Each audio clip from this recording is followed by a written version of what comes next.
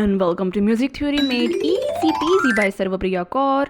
That's me. तो अगर आप भी मेरी तरह यूजीसी नेट एस्पिरेंट हो और भी एग्जामिनेशन वगैरह देते रहते हो, स्पेशली म्यूज़िक स्टूडेंट हो, तो ये वीडियो आपके लिए है. अंत तक देख लेना. पहले तो ये क्वेश्चन देख लो अच्छे से, पॉज करके रीड केयरफुली. पढ़ लिया? चलो अब आगे चलते हैं इसको एनालाइज. तो ऐसे मूर्छना बेस्ड क्वेश्चंस एग्जाम में बहुत आते हैं जिसमें राग और उनके स्वर दिए होते हैं. उनके स्वरों को आपको शिफ्ट करके एक नया राग बनाना होता है. तो ये ज़्यादातर हमारे समझ से बाहर की चीज़ हो जाती है यार, क्योंकि मेरे को भी समझ नहीं आते थे. देखो अभी रिसेंटली यूजीसी वालों ने अपना लेवल अप किया है क्वेश्चंस का. बहुत ट्रिकी क्वेश्चन डालते हैं जिसमें एक तो टाइम कंजप्शन बहुत ज़्यादा होती है, बहुत दिमाग का दही होता है, और क्वेश्चंस बहुत ज़्यादा ट्रिकी भी होते हैं, तो बड़ी मुश्किल हो जाती है यार करनी.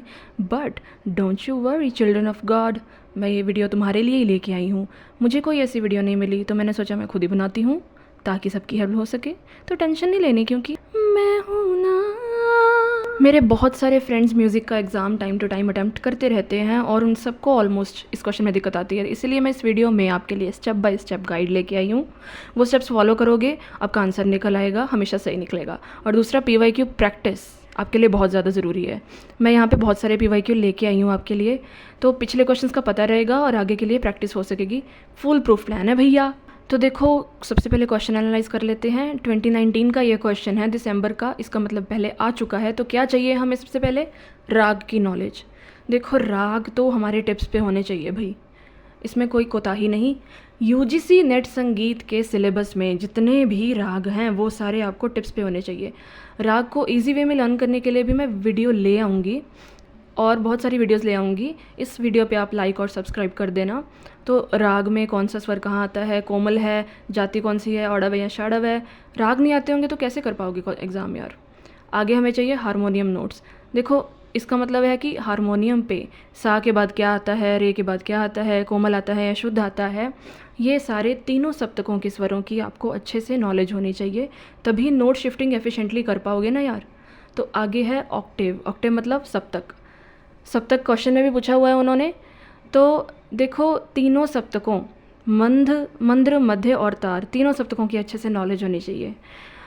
कभी कभी पूछ लेते हैं कि मंद्रधा से तार सा तक जाना है, तो वो आपको पता होना चाहिए. अभी ऐसे क्वेश्चंस में ये ज़्यादातर वक्र राग नहीं पूछते हैं. जो सीधे सीधे राग के चलन होते हैं ना, वो वाले राग ज़्यादातर पूछते हैं, तभी बच्चे कर पाएंगे ना. ऐसे तो कन्फ्यूजन हो जाएगी. तो प्लान क्या है ये देखो, ये सारे पॉइंट्स मैं आपके लिए लेके आई हूँ आपकी स्क्रीन पे. सही ऑर्डर में इसको फॉलो करोगे तो आपका क्वेश्चन कहीं नहीं गया, हमेशा सही आंसर आएगा, चाहे उसमें कुछ भी दिया हो. मूर्छना बेस्ड क्वेश्चन, ओके. तो ये सारे स्टेप्स मैंने खुद बनाए हैं इजी वे में हर क्वेश्चन सॉल्व करने के लिए. तो आगे देखते हैं फर्स्ट पॉइंट, राइट राग नोट्स.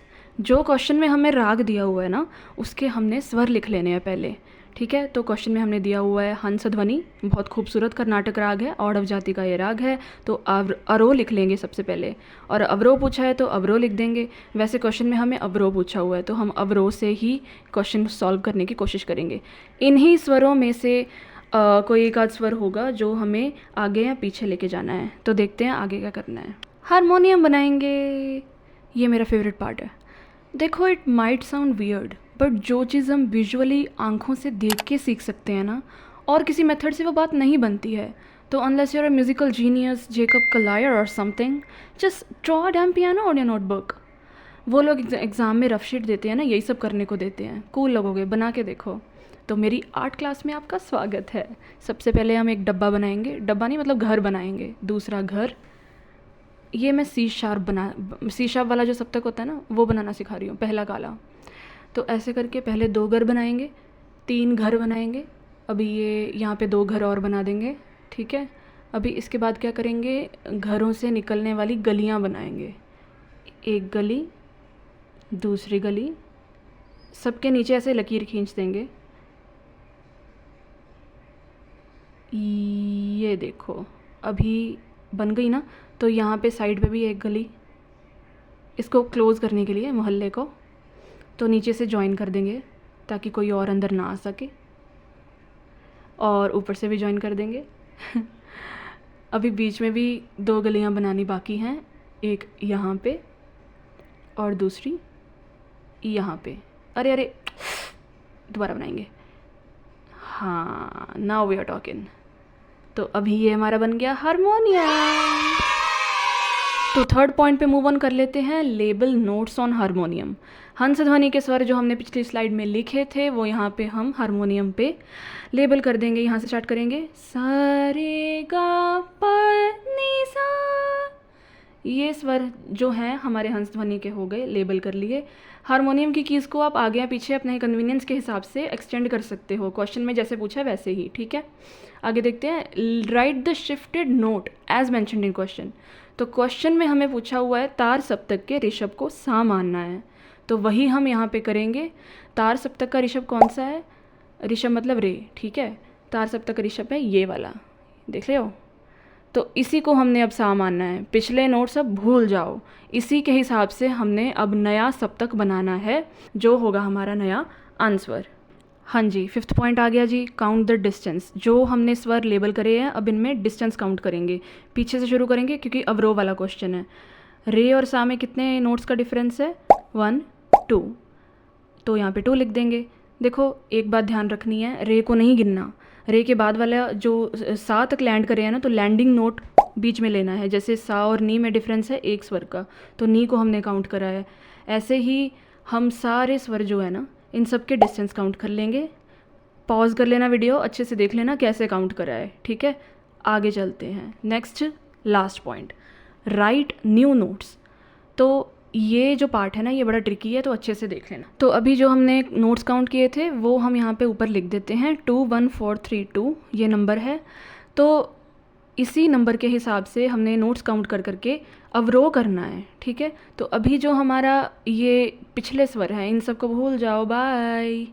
तो अभी हमारा नया सा जो है वो है तार सप्तक का रे, इसको हमने क्या माना है, हमारा नया सा, ठीक है। तो अब इसी सा से हमने आगे चलना है काउंट कर करके। अभी मैं बताती हूँ कैसे। क्वेश्चन में पूछा हुआ है कि हमें अवरोह करना है, तो अवरोह करेंगे तार सा से लेके, जो अभी हमारा नया सा आया है उससे लेके निचले वाले सा तक, यानी कि निचले वाले रे तक। समझ आएगा आपको धीरे धीरे, मैं बताती हूँ कैसे।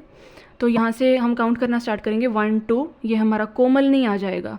अगर आप हारमोनियम पे चेक करोगे तो सा से 2 नोट्स नीचे हमेशा कोमल नी ही रहता है।